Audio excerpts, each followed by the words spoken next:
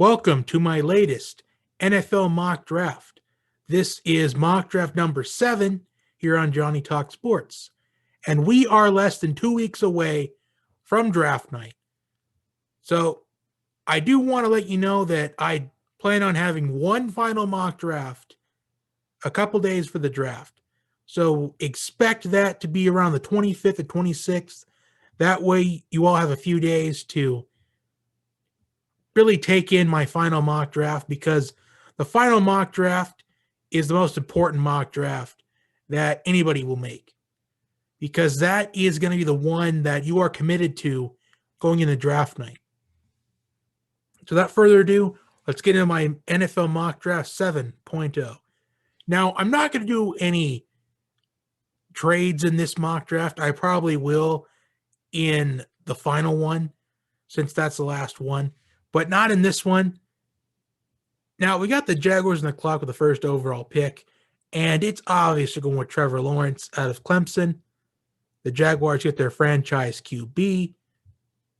Moving on to the Jets, I'm only 98% certain that this pick will be Zach Wilson. There is still that 2% of me that thinks maybe it could be Justin Fields, but I'm going with Wilson here. Next, we've got San Francisco on the clock at pick 3. And will they go with Mac Jones, or will they go with Justin Fields or Trey Lance? And I think with Kyle Shanahan attending Justin Fields' second pro day, I think it's evident that the 49ers, they probably were high on Mac Jones. And I think now they're starting to settle back into wanting to go with Justin Fields. So I think they're back on this Justin Fields bandwagon, or the Justin Fields hype train. I think they go with Fields, the third overall pick. Now, this is where the NFL draft gets very interesting. This is where I think it's possible the real draft begins. And if we were to have a trade early on in the draft, it's going to be right here. Because the Falcons, do they want to go with Trey Lance? Because they did attend his pro day. And rumor has it that they have talked to Kyle Pitts on Zoom multiple times in recent weeks. Do they go with Penei Sewell, or do they trade down, try to get more assets for later on in the draft? But assuming the Falcons do stay at 4, I think the pick is down to Penei Sewell or Kyle Pitts. I really don't think this is the time for the Falcons to look at a new quarterback. I think maybe next season, if we see Matt Ryan, if we see him have a bad season, which the thing with Matt Ryan is he's not having these bad seasons. He's having a bad offensive line and a bad defense. And the bad offensive line is Matt Ryan has been sacked 131 times in the last 3 seasons. And the Falcons, they were 32nd, 22nd, and 27th in total defense in the last 3 seasons. So I think with that in mind, as much as I want the Falcons to draft Kyle Pitts, which honestly, maybe this could be the pick as well, knowing that you've got a division rival a couple picks away, and they could take Kyle Pitts from you. I think if they knew that, I think they would be okay if they passed on someone like Kyle Pitts or Penei Sewell if it went into the hands of the Bengals or the Dolphins. I think if they had a bit of a suspicion that the Panthers would take Pitts at 8 if he fell to them, I think the Falcons want that.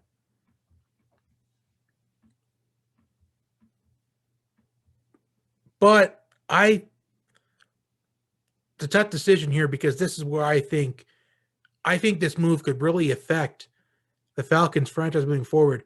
But I think when you look at a prospect like Kyle Pitts, who I think is the best player available at this point in the draft, I think you can't afford to pass on him because if you're the Falcons, you want to invest in the offensive line.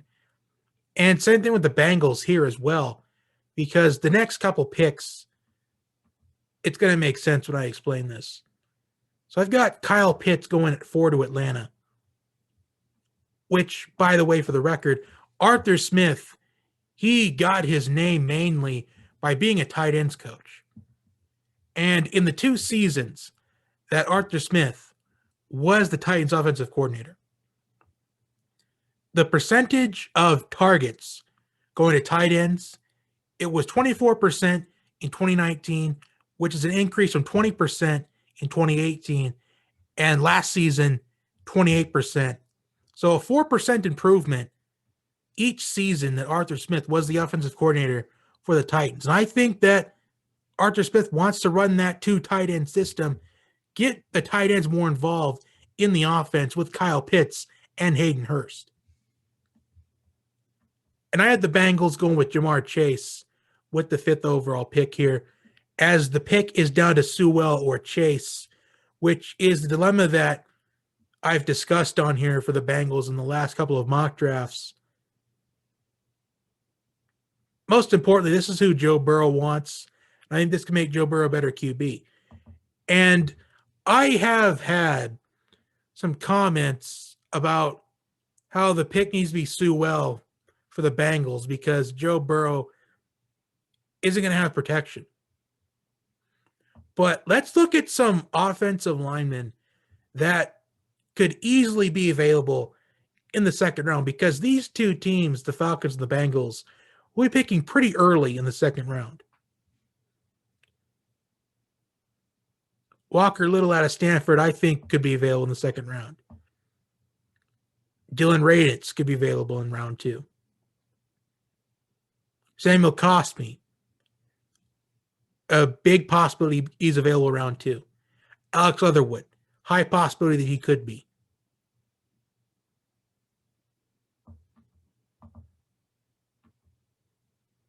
Jackson Carman, I think, is going to be available in round 2, without a doubt. Liam Eichenberg, I could see maybe a team kind of later on in the first round, they could reach on him. But I think it'd be likely he could be available in round 2. Wyatt Davis, Creed Humphrey, I'd say strong possibility available in round 2. So the point I'm trying to make here is that passing on Penei Sewell, if you're Atlanta or Cincinnati, it's not the end of the world here. It's not the end of your draft in any means.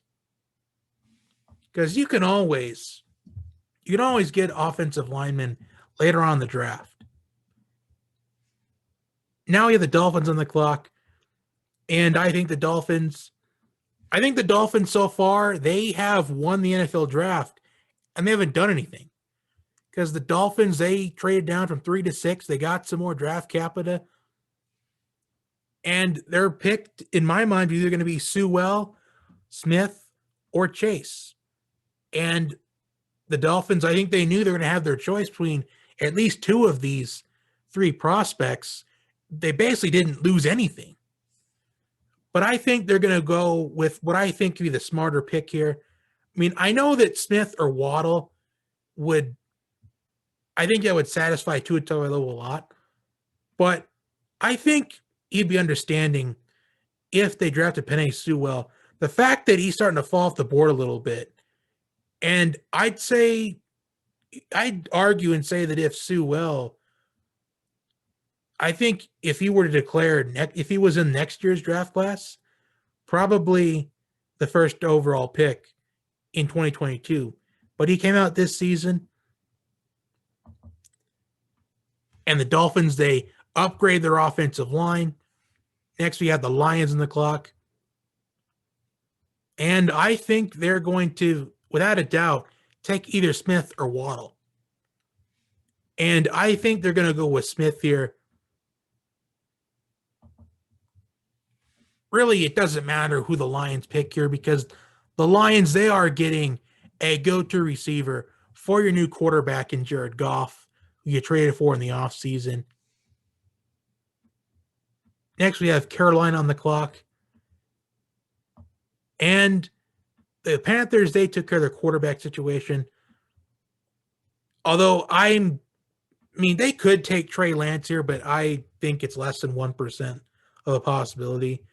I think they at least want to see how Sam Darnold does in 2021.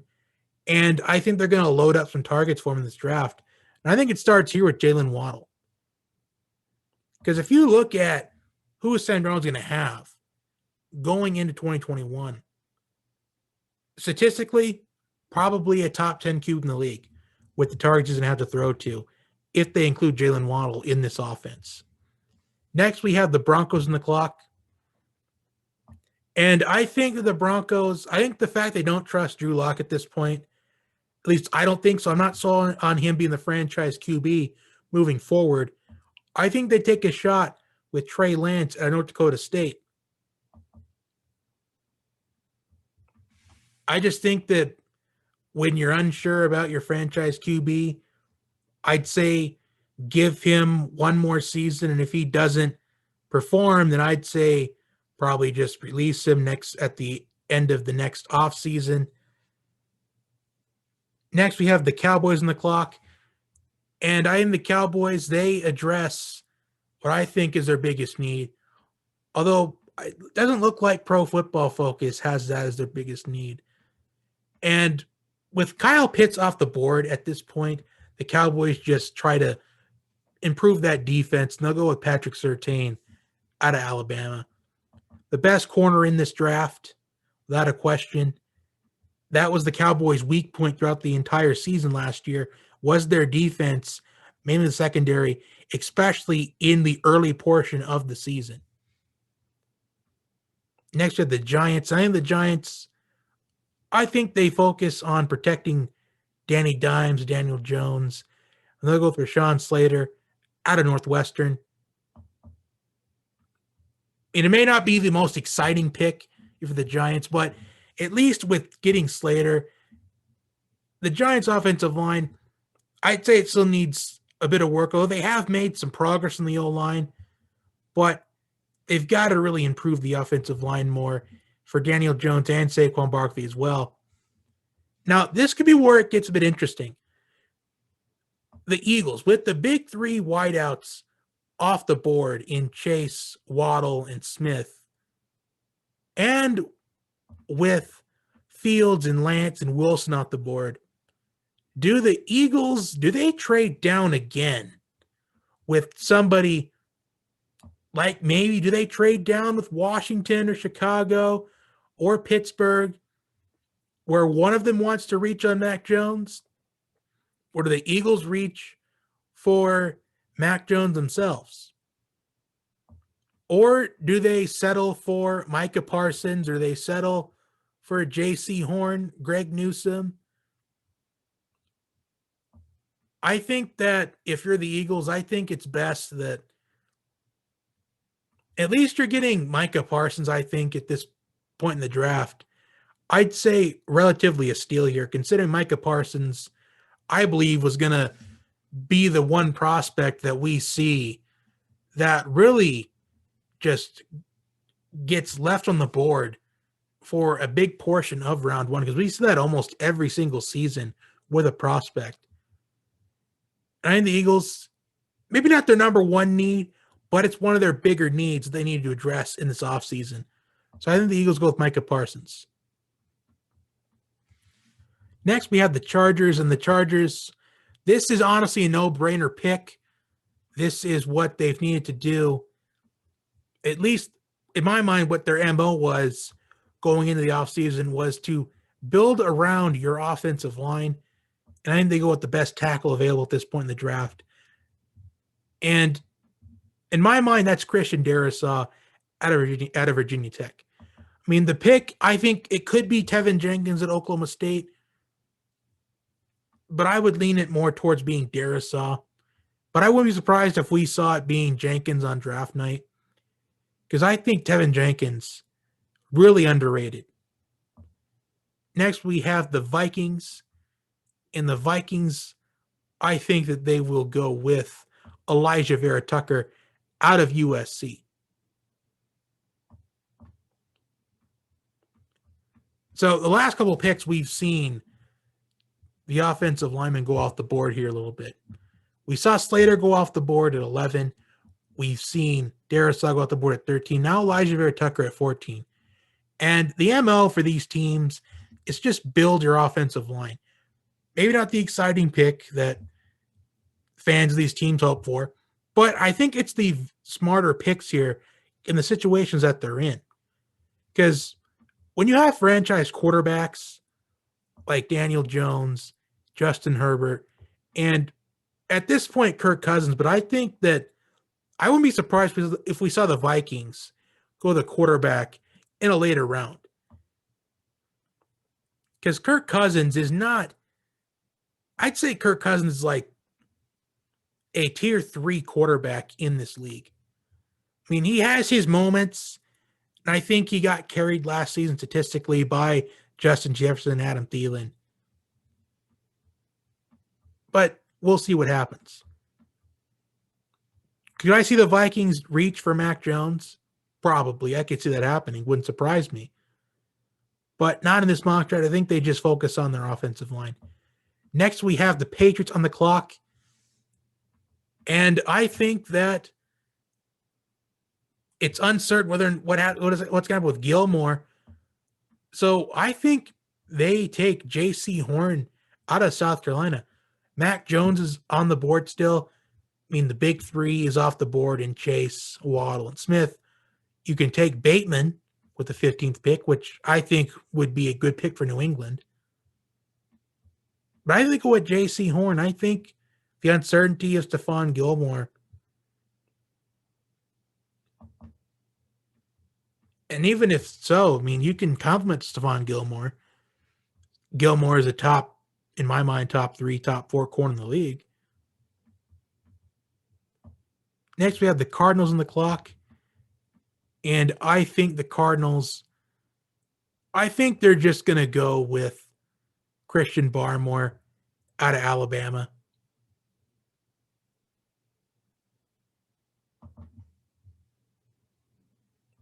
I just think the Cardinals, what they've been doing in the offseason, what they've been doing in recent off seasons, they're wanting to win and they're wanting to win now. So I think they're just going to try to take care of one of their bigger needs. As we see, Pro Football Focus has their biggest need as a tight end. But with Pitts off the board, it's too big of a reach at this point in the draft to go with a Pat Freiermuth or a Brevin Jordan. You know, I think maybe round 2 could be ideal that the Cardinals would take one of those 2 tight ends, but not at this point in the draft. I think they just take care of one of the few needs they really need to address, although wouldn't surprise me if we saw the Cardinals take one of the offensive linemen. Next, we've got the Raiders at pick 17. And I think they're just going to take someone that they really need here.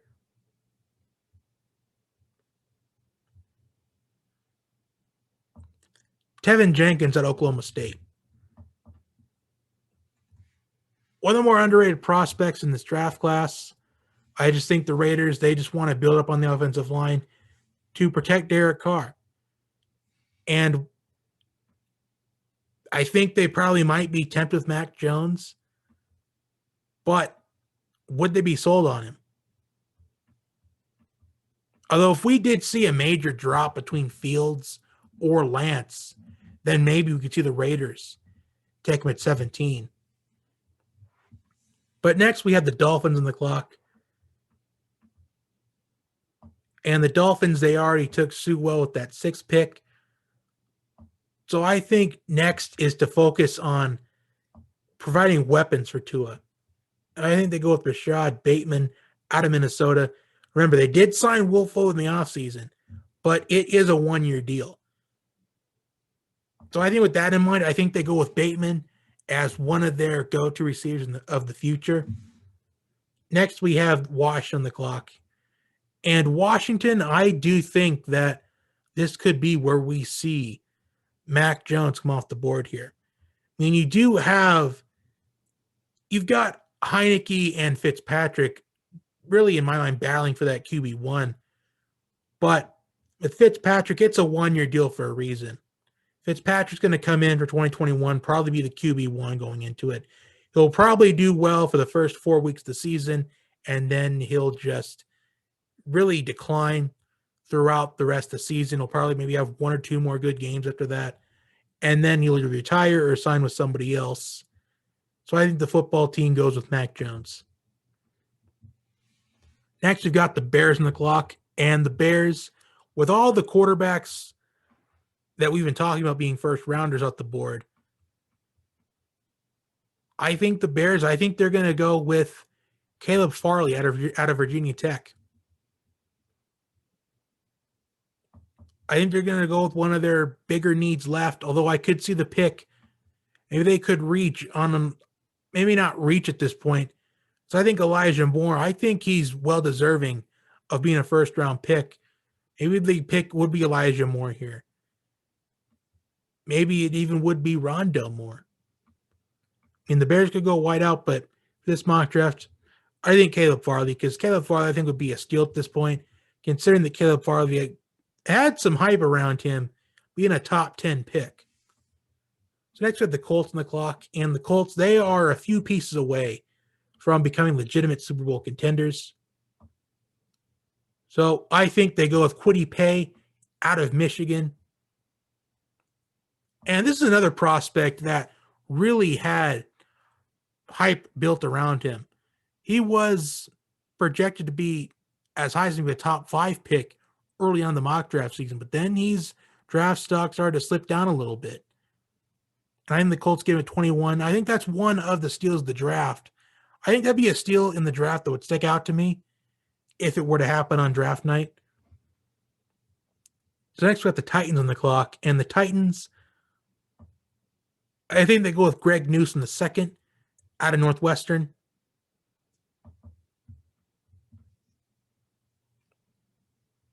And I wouldn't be surprised if they went with a wide receiver at this point in the draft, considering that Corey Davis left in free agency. But I think the Titans, they want to build around that defense. And Kwity Paye off the board. They'll probably address edge rushers later on in the draft. Since the Titans, they need some edge rushers at this point. But I just think with the pick that you got, and in the situation that you're in, probably best to go with one of the better players available in this draft. Next, you got the Jets on the clock. And the Jets, they got Zach Wilson. Next thing in my mind,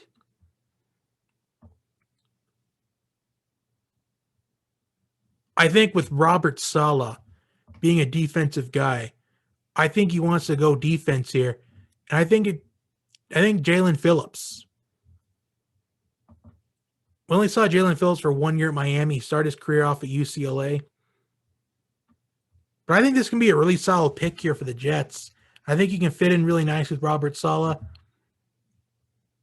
Next, we've got Pittsburgh on the clock.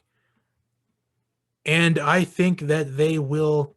I mean, it wouldn't surprise if we saw the Steelers trade out in this first round, or at least if we see I don't know, maybe Tampa Bay want to trade up and take someone like Elijah Moore or something. But with the QBs off the board at this point, I think they settle in with offensive line, and they go with Dylan Radins out of North Dakota State. Some would consider this a reach, but I really don't think so. I mean, as far as it's not a major reach, because I think Radins, if he doesn't get taken at this point here, he could probably get taken by Baltimore at 27, or even Jacksonville here, or the Chiefs, or really early in the second round, because this isn't that big of a risk to take Radins. Because if he doesn't get picked in this first round, he's probably going to be gone within the first 3-4 picks of the second round. So next, we've got the Jaguars on the clock, and they have drafted Trevor Lawrence. And I think they go with Trevon Moehrig out of TCU. Underrated prospect. I think the best player available in this draft at this point. And I could see him being taken by the Ravens at 27 as well. If the Jaguars having to pass on him. So Moehrig at 25. The Browns with the 26th pick. They are a few things away, a few pieces away from being a legitimate contender. So I think the Browns, they go with Jeremiah Owusu-Koramoah out of Notre Dame. I could see Owusu-Koramoah, I could see him maybe going in that top 15. I think the Browns, they're getting a pretty solid investment here. And with Clowney signing with the Browns, I think that is a very interesting pairing with Clowney and Garrett, and they're adding in help at the linebacker position. We'll see if the Browns can continue their success from 2020. Next, we've got the Ravens. And I think the Ravens, they go with Elijah Moore out of Ole Miss. I had Elijah Moore going at the end of my first round of my last mock draft. And I could see him moving on up once you get to draft night. If one of these teams, if they want to reach on him, like Chicago or Indianapolis or Tennessee, I could see maybe going in one of these three teams right here, maybe even Washington as well. I wouldn't throw them out. Next, we got the Saints on the clock. And I think the Saints, I think they want to call him Marshawn Lattimore. And I think they will go with Asante Samuel Jr. out of Florida State. I just think that this is, maybe not the most exciting pick for the Saints, and maybe it's not their biggest need, but their defense was inconsistent last season. The first couple weeks of the season, it was a really, it was a dominant defense week one, and then it really fell flat for a couple weeks. And it did through most of the season. And the defense wasn't good at all when it mattered. So I'm going with Asante Samuel to New Orleans here, 28. And Green Bay at 29.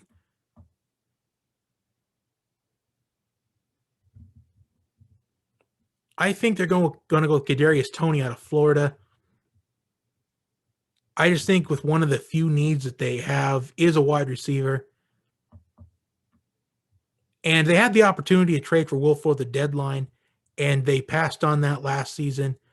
So I think they addressed the wide receiver in the first round this time around because they had a shot to get T. Higgins, but they went with Jordan Love. They went with the future investment. And many suspect that Aaron Rodgers will have his final season in Green Bay in 2021. But I'll believe it when I see it. I just think that Jordan Love will be the starting quarterback for Green Bay within the next 2 seasons, possibly. Because we've heard the rumors throughout the season, or off season, really. Aaron Rodgers unhappy with Green Bay. Aaron Rodgers is going to retire soon.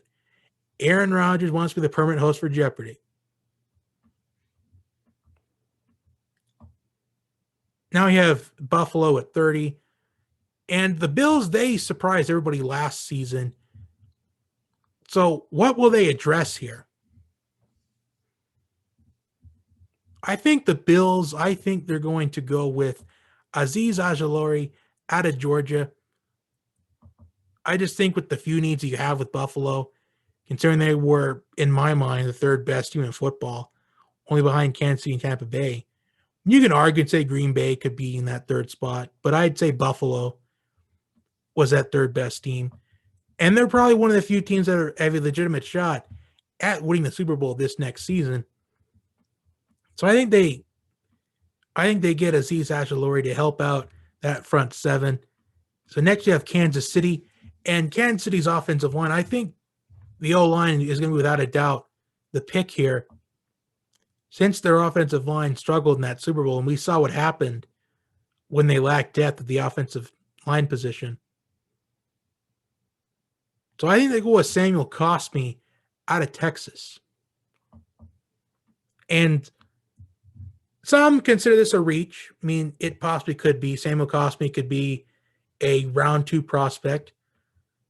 But when you're picking as late in the draft in that first round as Kansas City, you're most likely thinking that the better offensive line prospects are going to fly off the board in round 2.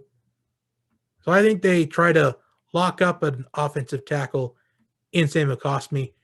And finally, we have the Super Bowl champion Tampa Bay Buccaneers on the clock. And I think that they will just go with one of the better players available in this draft at this point. And that is Rondale Moore, the wide receiver out of Purdue. One of the fastest players in college football. So that concludes my first round, and I had no idea that Pro Football Focus allowed you to see the grades. So let's go through them. Lawrence got an A+, Wilson A+, Fields A+, Kyle Pitts an A, which I'm kind of surprised by that. I know Kyle Pitts would be, in my mind, the best prospect available at this point in the draft. I'd say could be more valuable to a franchise than Sewell, possibly. I think maybe they're thinking what I'm thinking, but Arthur Smith, he got his name of being a tight ends coach. He wants to run that 2 tight end system. Jamar Chase with an A, A- for the Dolphins, A for Detroit and Smith, an A for Waddle to Carolina, A+ for the Broncos going with Lance, A+ for the Cowboys going with Surtain, an A for Slater going to the Giants, A+ for the Eagles for taking Micah Parsons. And, maybe that could be the reason why the Eagles, they were okay with trading down from 6 to 12. Maybe they wanted to address more needs within that defense. And Micah Parsons, I think, could be a steal at this point because Micah Parsons, he was one of the best 5 prospects in the draft. And he probably still is in a lot of people's minds, especially to throw out the quarterbacks out of the equation. But the fact the Eagles get Parsons at 12 when he has gone as high as maybe the top 5, probably a big steal for Philadelphia. An A for the Chargers, Vikings. All right, so it's pretty much, so it's straight A's until we get to pick 17 with the Raiders and Tevin Jenkins. A C for the Dolphins with Bateman. I mean, I can see why it could be a C here, considering that they have in mind that Will Fuller signed with them in the offseason. But it's a 1-year deal, so I think maybe if they want to get Bateman at this point in the draft, well, they can. A+ from Washington. And we get A's until we get to 23 and 24 with Phillips and Radins. But they're B+, though. And Jenkins with a B+ as well. So the worst grade so far is with the Dolphins at 18 with a C.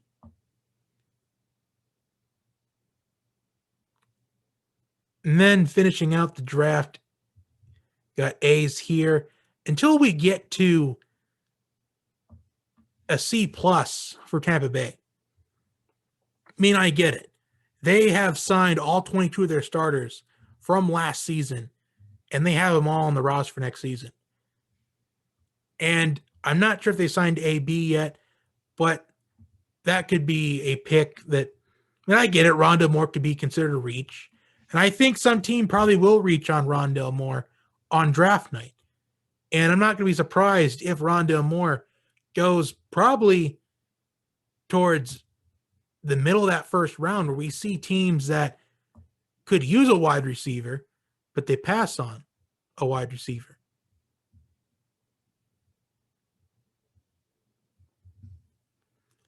So that concludes my NFL Mock Draft 7.0. Comment your thoughts down below, like, share, and subscribe, and I will talk to you next time.